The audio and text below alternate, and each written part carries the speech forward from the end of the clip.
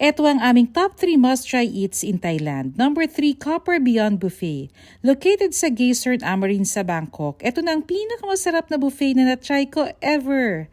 Premium quality yung food nila. Dito ko na-try yung pinakamalambot na meat sa carving station. May Japanese, Thai, and Western cuisines. Ang daming fresh seafood like salmon, hamachi, Hokkaido scallops, and oysters. Sa dessert, must try itong waffle, burnt cheesecake, and tarts. Not to be missed also yung kanilang Thai milk tea. Lahat ng ito unlimited, kaya pwedeng pabalik-balik. No long lines kasi mag-order kayo sa station then i-deliver nila sa table nyo.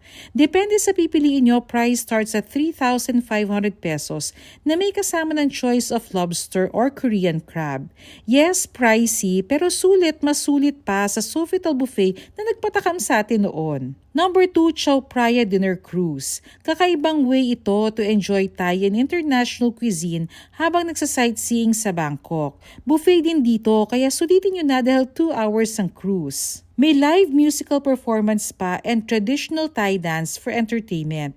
Eto rin nakikita nyo sa mga reels na magdadock yung mga guests kasi halos magpang-abot na ang cruise ship at ang bridge. 2,600 pesos for adults, 1,800 naman for children up to 10 years old. And ang number 1 na highly recommended ko talaga is the Thai Bus Food Tour.